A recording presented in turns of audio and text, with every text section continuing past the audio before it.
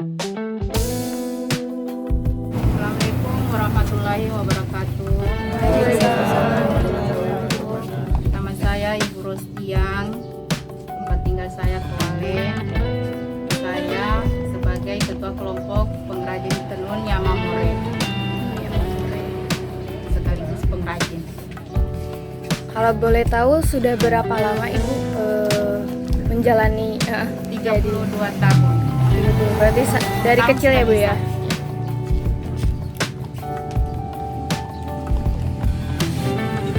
Menanya Bu, apakah selama ini mengerjakan kayak tersebut ada tantangan atau ada hambatan?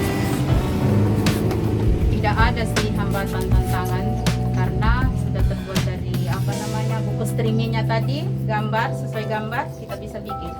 Serumit apapun pasti kita bisa bikin kalau sudah terbuat dari Oh, jadi tergantung keahlian kita lagi. Iya. Mungkin enggak Bu, kan itu dari produksinya. Kalau misalnya masyarakat sekitar, terus apa biaya atau hambatannya berkaitan dengan hal lain produksi itu ada nggak Bu? Kayak gini Bu, misalnya hambatannya itu dalam ekonomi, misalnya dalam pemberi gaji, ada gak Bu hambatannya tantangan? Jadi Kalau ini kan awalnya kita kan agak sedikit turun, sekarang sudah naik. Berarti di masa Produksi di masa pandemi konstan nggak Bu penjualan naik apa turun? naik. Oh, nah jadi setelah pandemi, jadi pas pandemi itu agak sempat turun. Kalau dulu kan sekitar 200 lebih, sekarang naik ke 500. Oh, gitu. 2 kali lipat lebih ya. Kamu gimana sih Bu cara Ibu untuk mentradisikan ini sampai Bisa turun. tradisi tenun ini sampai ditradisikan turun menurun nggak punah? Gimana caranya? Gimana Diajarin apa gimana Bu ke? Kalau kita tidak pernah diajarin, kalau khususnya orang Kuale, daerah tetangga tidak pernah diajarin. Sudah. Maksudnya, tidak bisa. otodidak? Iya Bu, maaf Bu, tadi kan Ibu bilang ya sekarang penenunnya itu tinggal usia yang 30 tahun ke atas. Nah jadi yang masih sekolah itu kadang nggak mau ya Bu ya, kayak anak Ibu tadi anak SMA nggak mau. Nah apakah pengrajin tenun ini makin lama itu makin berkurang? Gimana? Kalau tidak ada penerus pasti berkurang. Karena anak saya pelajar SMA, pintar bisa, cuman setengah mati karena namanya saja sekolah online. Kalau tidak masuk sekolah online, setengah mati. Tapi kalau bisa, karena di sini tidak pernah diajar. Iya, tidak pernah. Jadi pas masuk, untuk sendiri badannya, tangannya. Ya bapak ya, yang mau berani ya. Jadi kira-kira apa sih yang bagaimana caranya Ibu memperkenalkan atau ibarat tadi anaknya Ibu toh dia tahu punya bakat cuman tidak mau meneruskan kayak bakatnya Ibu. Kira-kira apa sih yang bisa Ibu lakukan gitu biar itu kegiatan tenun menenun itu tetap ada gitu. Karena apalagi sekarang pasti anak-anak muda sudah mulai capek, sulit gitu. Tapi kalau sekarang biasa saya kasih tahu, ini harus diteruskan. Kalau tidak ada penerus sama sekali. Batas umur sekarang 25 tahun. Jadi umur 11, 15 tahun sudah tidak. Maksudnya pintar tapi orang tidak mau. Jadi diberikan kalau anak-anak tidak mau, siapa lagi yang jadi penerus? Iya. Jadi edukasinya itu orang ibu para penenun mengedukasikannya ke anak-anak bisa dilakukan bagaimana? Kenapa? Cara Ibu mengedukasi gitu supaya bisa dilanjutkan atau diteruskan gitu. Apakah dengan dikasih cerita atau sejarahnya dulu atau Diadakan Kalau kelas. sejarah itu seperti yang dijelaskan Pak Kades tadi. Kalau sejarah itu sudah turun-temurun kita tidak tahu sejarah yang yang jadi sekedar lah yang Pak Kades bilang tadi. Jadi cuman dikasih tahu saja sama anak-anak. Kalau kamu tidak bisa meneruskan, siapa lagi? Seperti kami kan, sebelum kita kan ada orang tua dulu, jadi kita yang meneruskan. Jadi habis itu anaknya kita lagi yang meneruskan. Pada waktu itu dia mau, tapi sekarang sudah setengah mati sama aja. Tapi tetap saya kasih pandangan kalau kita bikin biar mengisi waktunya kita lah. Kalau sekolah, pulang sekolah bisa 1 jam 2 jam bisa kita ambil juga 1 jengkal. Jadi lama-kelamaan kan habis juga kita bilang. Terus Bu, ada nggak sih Bu kayak misalkan kumpulan pemuda kayak Karang Taruna gitu Ada. yang mengelola kain ini, misalkan mereka tuh lebih kreatif gitu Bu, mereka jual di online Iya, online ini shop gitu. sementara di Kembangkan ya. dikembangkan. Oh, masih dikembangkan. Iya. Berarti memang ada ya begitu ya Bu, yang Memang ada. peduli gitu. Memang. Berarti ada kumpulan anak-anak muda Iya, yang di situ iya, ya. ada. Selama ini emang penjualannya bagaimana Bu? Penjualan lewat apa? Kalau di sini kan ada tengkulap yang antar Ah, sutra kita bikin sesuai motif. Habis barang kita kembalikan ke yang punya sutra. Oh, jadi Itulah kendalanya kita tidak ada bahan baku, tidak ada.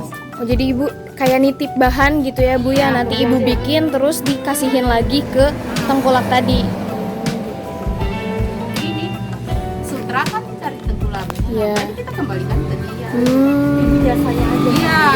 Jadi Ibu nggak bisa matok harga seenak Ibu ya, berarti Iya, harus iya. sesuai dengan sesuai kesepakatan dari mereka. 200 lebih. Sekarang dia kasih naik 500. tapi kalau misalkan Ibu ada rencana buat ya saya nyari sendiri deh kain benangnya yang gitu, itu Bebas jual. ya bebas juga. Bebas jual. Biasa yang dari Palu datang sendiri di sini, yang dari Makassar singgah Di sini. Tapi berarti buat melakukan itu emang ada kesulitan ya Bu, Iya, makanya Ibu balik lagi ke tengkulak gitu. iya. Kalau sudah tidak ada kita punya bahan, kita ke tengkulak. Mau tidak mau, Iya. harus Supaya supaya putus kita ya, Bu. tidak putus ini. Karena permintaan semakin banyak. Tadi Bu disebut keterbatasannya itu di bahan baku. Bahan baku. Apakah ada peran pemerintah Bu? Karena saya lihat di sini sudah ada Indonesia gitu. Ya, Bank Indonesia tidak mempersiapkan bahan baku. Sudah habis kita dia tidak menganggarkan bahan baku. Dia cuma menganggarkan 5 tempat tenun, 1 galeri dengan perabotnya, dengan tamannya, itu saja. Oh, jadi tidak ada. Kecuali kita mengikuti pelatihan. Ada bahan baku yang kita celup, baru dikembalikan dengan peserta. Oh, jadi peran dari Bank Indonesia sendiri hanya seperti itu Bu, Nah, nggak iya, sampai ada bantuan dari pembiayaan dan lain sebagainya. Kalau peran dari pemerintah nih Bu, maksudnya pemerintah daerah, provinsi. Kalau untuk desa Toale ini 2022 Bundes menganggarkan kita, maksudnya supaya kita tidak keluar lagi ke desa lain ambil sutra apa. Jadi Bundes menganggarkan sekitar 50 juta 2020. Iya. Insya Allah terlaksana. Insya Allah, amin. Di situ nanti galeri sudah tak isi karena tidak kemana-mana ini kan. Kalau ini terpecah belah kain. Orang dari Palu antar sutranya kita kerja kembali ke Palu. Orang Donggala bawa sutranya kembali ke Donggala. Jadi tidak ada stok tak tinggal, tidak ada. Karena kita tidak punya bahan baku. Jadi itu yang kita sekarang apa? Hambatan sama tantangannya Bu ya. Sejauh ini Bu, udah di mana aja tempat yang paling jauh untuk mengenalkan kain Donggala ini? Misalnya nih, kalau di luar dari sini kan ada di kita Ulos gitu. Orang tahu kalau Ulos itu dari Sumatera Utara. Gitu. Kalau sejauh ini bagaimana mengenal kain Donggala ini di luar dari Sulawesi Tengah? Bagaimana Desa Toale ini mengenalkannya? Kalau sekarang Belum ada. Berarti sampai sejauh ini kain Donggala ini masih dikenal di bagian Sulawesi aja ya? Sulawesi ya. Tidak Pasar. sampai keluar ya? Karena ada satu orang tengkulap di sini, orang Jawa, katanya dia suruh bikin di sini, katanya untuk kirim ke Jawa, tapi tidak tahu ceritanya bagaimana. Karena dia cuman kasih bahannya bikin, tidak tahu karena dia tidak melalui kelompok. Oh, pribadi Bu. Nah, dia tidak melalui kelompok. Kita kan sudah terbentuk dalam satu kelompok. Seharusnya dia datang harus melalui kelompok. Bagaimana? Iya. Tapi dia tidak melalui kelompok. Dia ambil satu persatu, kita punya pengrajin. Tapi kita tidak mempermasalahkan sebenarnya, daripada nongkrong, tidak bikin kain karena bahan belum ada dengan kita. Di kelompoknya kita belum ada bahan bahan. Jadi oke lah. Sejauh ini berapa banyak kain tenun yang bisa dihasilkan satu bulan Bu? Di produksi di Desa Towal? Sudah satu kebiasaan sudah banyak karena ada orang tua tadi yang saya bilang 10 hari bisa kelar, berarti dia kurang-kurangnya 3 minggu bisa dapat kita. Jadi 1-2 orang saja yang mau. Jadi sejauh ini untuk yang tadi untuk produksi dari tahap awal sampai akhirnya tenun tadi, untuk yang membuat sebelum akhirnya Hadiahnya diproduksi itu hanya bisa di sini 2 atau 3 orang. 3 orang yang mau sebenarnya bisa semua, cuma yang mau bikin itu. Jadi makanya kita harus nunggu 2 minggu, harus nunggu 2 minggu. biasa 2 minggu, biasa 1 minggu. Itu sebelum Kalau produksi. kita pengrajin berapa saja, tidak usah banyak, 70 lebih saja. Satu kali jadi dalam 1 bulan itu 30 lebih, 30 orang tak tumpuk di situ. Ada 3 tertumpuk, jadi baku tumpuk kita. Kalau 10 hari baru bisa, kita tunggu 10 hari. Jadi tidak ada batas waktu yang misalkan untuk kegiatan yang pertama bisa dikatakan 10 hari, seminggu atau Nggak bisa, karena itu kendala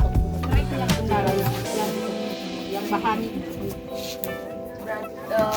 Satu lagi Bu, kira-kira dari Ibu ya, pesan apa yang bisa Ibu sampaikan kepada mahasiswa terutama yang bisa dibilang kan masing-masing punya budaya sendiri, dimana kita bisa mengenalkan kita di tempat orang lain gitu ya Bu, sehingga orang lain juga tahu budaya kita gitu. Kira-kira apa pesan dari Ibu buat kalangan muda-mudi gitu ya dalam mengenalkan budaya, terutama melalui kain khas daerah setempat? Mungkin Ibu punya pesan buat atau budaya, apa kira-kira pesan Ibu?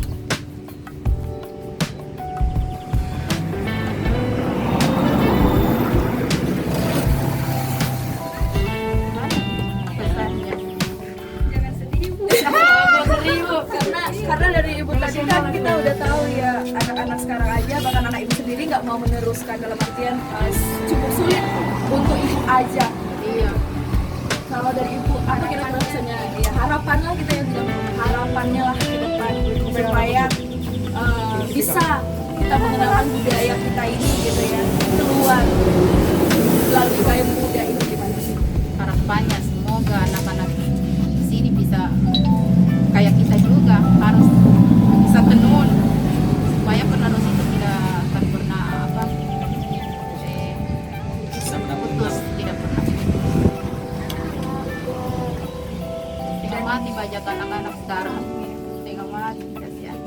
Ini adik-adik pesannya kemudian kita di daerah masing-masing ada kan? Iya. Ya, kayak di Palembangnya, di Pulau kan bersama dengan juga. Jadi sudah bisa dapat gambaran bagaimana semakin hari ekonomi itu semakin berkurang.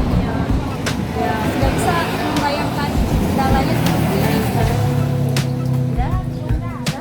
Iya Bu.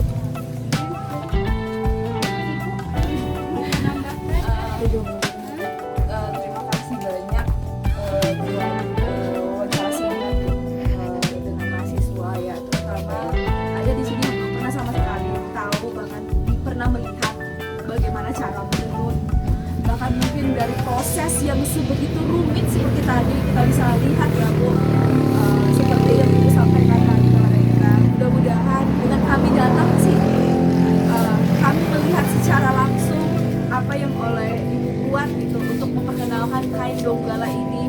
Sulawesi Tengah dulu istilahnya begitu ya Bu. Semoga dengan adanya kami nanti gitu ya bisa mengenalkan juga ya. keluar, ternyata di Sulawesi Tengah ada kain khas yang namanya tenun Donggala, yang dimana bisa kita kunjungi, bahkan bisa kita lihat sendiri proses pembuatan, produksinya dan yang lain di Desa Towale. Bahkan kalau bisa dibilang kita bisa lihat, bahkan kita bisa beli gitu ya langsung dari galeri yang ada di Desa Towale. Galerinya Galeri Tenun Desa Towale gitu.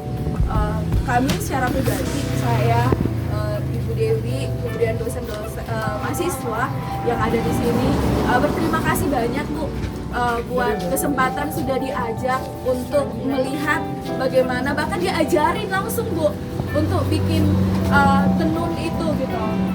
Dan salah satu lagi pesan Ibu supaya kami istilahnya kaum muda gitu, harapan Ibu ke depan gitu ya, untuk bisa lagi mencintai budaya, bahkan mungkin bisa bilang mengenal, bukan cuma hanya sekedar memakai atau misalnya kita hanya gunakan saja, tapi kita tahu ternyata proses pembuatannya begitu sulit dan cukup rumit begitu. Jadi saya dengan Bu Dewi kita mungkin saya dengan Bu ini bisa dikasih kesempatan lagi datang ke sini mungkin di acara atau bahkan kegiatan yang lain atau program kegiatan yang lain ya. Secara pribadi kami minta maaf jika ada kekurangan, bahkan mungkin ada Bu kesalahan gitu. Selama mungkin kami mengikuti Ibu dari awal sampai kami ngikutin tadi ke produksi gitu ya. Kehadiran kami di sini memang ingin mengenal secara langsung mengenai budaya, bahkan mengenai kain yang ada di sini gitu. Mungkin kita bisa karena kami memang ada perjalanan untuk pergi ke tempat wisata, itu wisata yang ada di Donggala. Mungkin saya dengan kelompok saya ingin berfoto dulu dengan Ibu, dokumentasi. Ketepatan memang ada toko inspirasi kita Bu. Jadi